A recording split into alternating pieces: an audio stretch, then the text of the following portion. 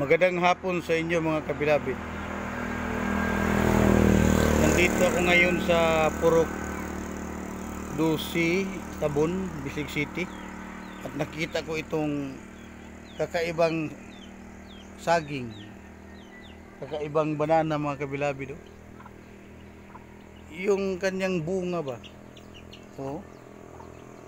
Yung kanyang bunga taas pa kay sa ano niya, lawas. Ito yung katawan niya, mga kabilabid. Kakaibang saging to.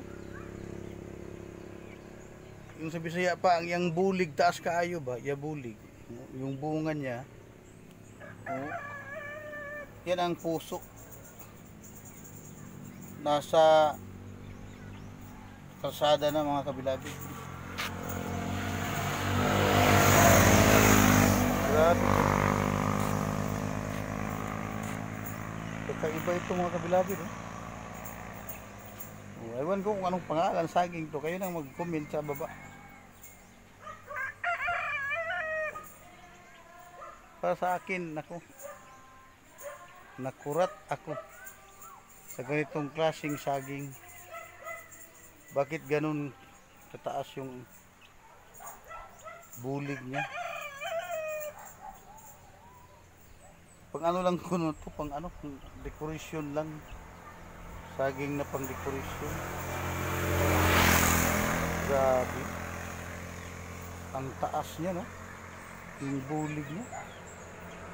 Ang taas. Nandito ako sa highway ng Purok Dusi. Ito kasi yung dulo, yung boundary. Sanusi na kasi dyan, galing sa tulay. Sanusi na yan. Sa Sanusi. Tulay kasi yun, tulay yun. Boundary yan sa Sanusi at Tabon. Ito Purok 12 ng Tabon. Nadaanan namin to kasi yung mga kasamahan ko nagkaruling. Karuling silang magbigay. So ito, grabe mga kabilabid. Kung may alam kayo sa saging na to, paki-comment naman kung anong pangalan ng saging na to, bakit ang taas ng bulig niya. Oh, kasing taas sa kanyang katawan, yung kanyang bulig. Kakaiba ito.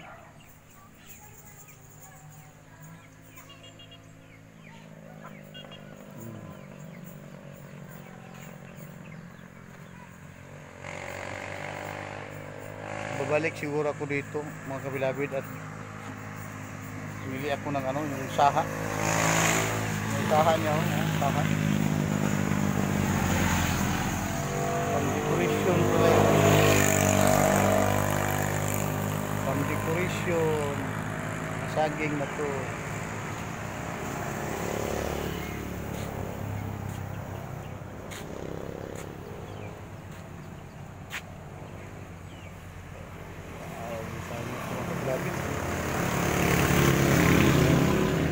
Kaiba. So,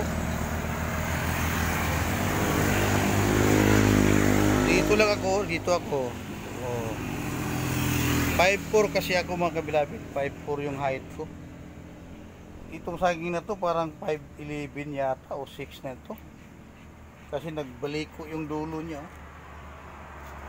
Oh.